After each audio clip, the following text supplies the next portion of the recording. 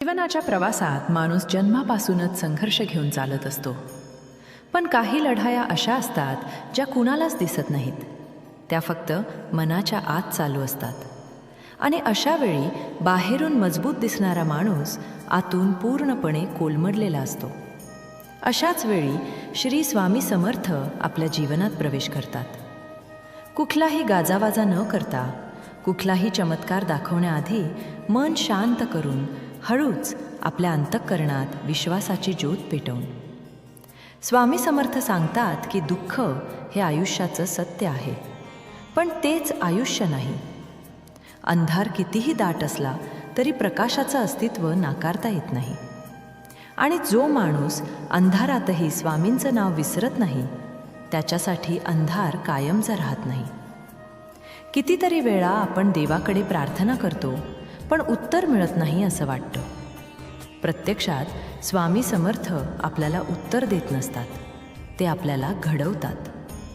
ते आपली सहनशक्ती वाढवतात, आपला अहंकार मोडतात आणि आपल्याला आतून मजबूत बनवतात. आयुष्यात जेव्हा जवळची माणसं दुरावतात, जेव्हा स्वतःवरच शंका येते, जेव्हा आरशात पाहिल्यावर आपलंच प्रतिबिंब ओळखीचं वाटत नाही, तेव्हा स्वामी समर्थ हळूच म्हणतात, तू एकटा नाहीस, सोबत आहे. आणि त्या एका वाक्यात जे बळ आहे ते हजारो शब्दातही नसतं. स्वामींची कृपा म्हणजे पैसा, यश किंवा प्रसिद्धी नव्हे. स्वामींची खरी कृपा म्हणजे मनाची शांती, स्वीकाराची ताकद आणि परिस्थितीशी लढण्याचं धैर्य. अनेकदा आपण म्हणतो, स्वामी माझी परीक्षा का घेतात? पण स्वामी समर्थ परीक्षा घेत नाहीत. ते आपल्याला पुढच्या टप्प्यासाठी तयार करतात. सोनं जसं अग्नीतून गेल्यावरच शुद्ध होतं, तसंच माणूसही वेदनातून गेल्यावरच परिपक्व होतो. जेव्हा अश्रू गालावरून वाहतात, शब्द ओठांपर्यंत येऊन थांबतात आणि छाती भरून येते, तेव्हा फक्त स्वामींचं नाव मनात घ्या. कारण त्या नामस्मरणात अशी ऊर्जा आहे जी तुटलेली मनं जोडते, हरवलेली दिशा दाखवते. स्वामी समर्थ आपल्याला शिकवतात की शांत राहणं म्हणजे हार मानणं नाही, तर ती एक अशी अवस्था आहे जिथे मन देवाशी थेट संवाद साधतं. जो माणूस संयम ठेवतो, जो प्रत्येक परिस्थितीत स्वामींवर विश्वास ठेवतो, त्याच्यासाठी आयुष्य कधीच अन्यायकारक राहत नाही.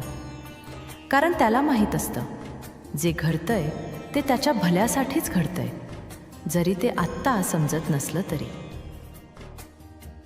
भक्तांनी अनुभवले आहे की स्वामी समर्थ कधीही वेळेआधी काही देत नाहीत, पण वेळ आली की अपेक्षेपेक्षा जास्त देतात. कारण त्यांची वेळ ही अचूक असते.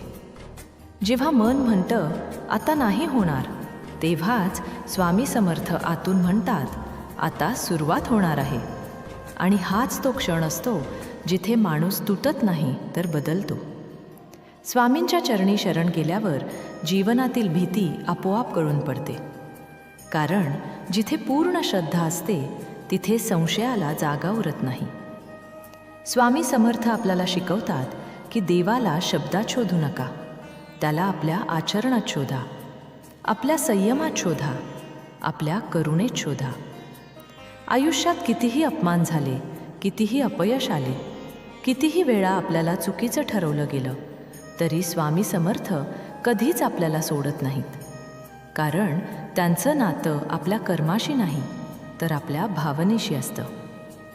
जो भक्त मनापासून म्हणतो, स्वामी मला काही नको, फक्त तू माझ्यासोबत राहा, त्याच्यासाठी स्वामी समर्थ आयुष्यभराचा आधार बनतात. म्हणूनच आजही जेव्हा मन अस्वस्थ होतं, जेव्हा भवितव्य धूसर वाटतं, जेव्हा डोळे भरून येतात, तेव्हा फक्त एकच नाव पुरेसं असतं, स्वामी समर्थ.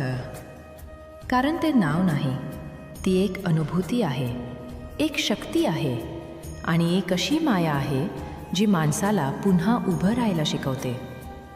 आणि आयुष्य कितीही कठीण असलं तरी मनात एकच विश्वास ठेवायला शिकवते, स्वामी माझ्यासोबत आहेत आणि हेच माझं खरं सौभाग्य आहे.